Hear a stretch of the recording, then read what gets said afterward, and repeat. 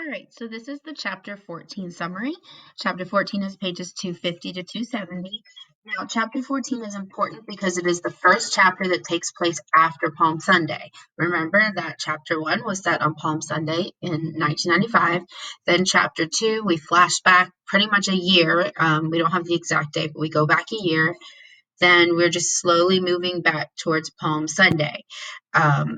The chapters we read previously were like February, March-ish, and then chapter 14, chapter 13 ends the day before Palm Sunday, and then chapter 14 starts the day after Palm Sunday. So we finally have gone back to the time of chapter 1. Remember in chapter 1, that is when Jaja skips communion, Papa comes home, throws the missile.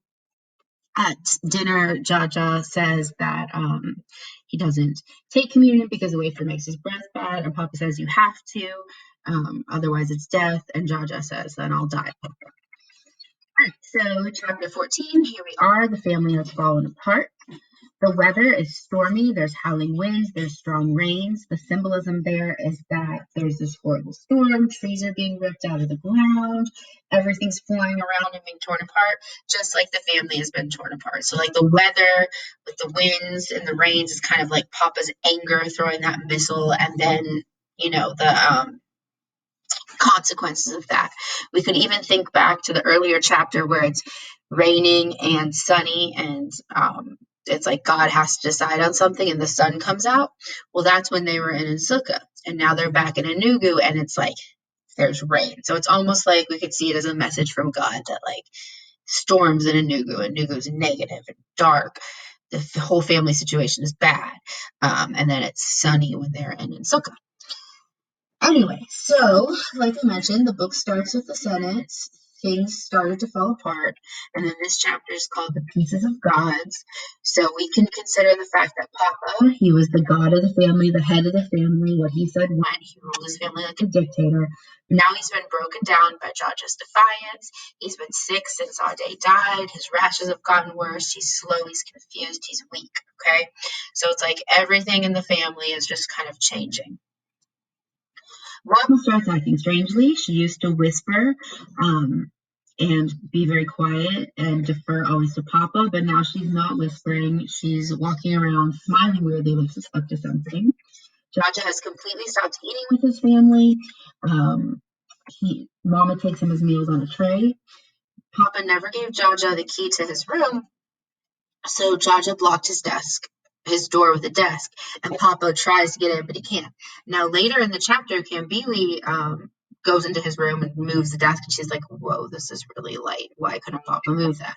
Telling us that Papa's illness, he's very weak. Papa's not doing well. All right, so then Yewande Coker, Ade Coker's wife, comes by to tell Papa that her daughter, who's elementary school age, and remember she was there when her father was blown up, that she's finally started talking again. It's been 4 months since Ade died. She had been silent that whole time. Papa paid for her and found a specialist, so she's talking. Now, this is some serious irony. So irony is when something is the opposite of what you would expect. So the reason this is irony is because Papa's own daughter, Kambili, she was silent through most of the book.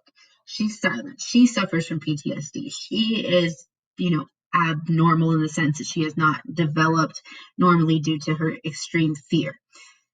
Yet Papa never really considered that she needed help. Even when Ade, before he died, was like, oh, your kids are always so quiet. Papa was proud of that.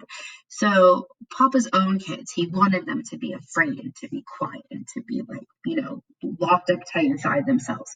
Yet he paid for this other man's child to go to therapy for almost the same problem Kambili was facing.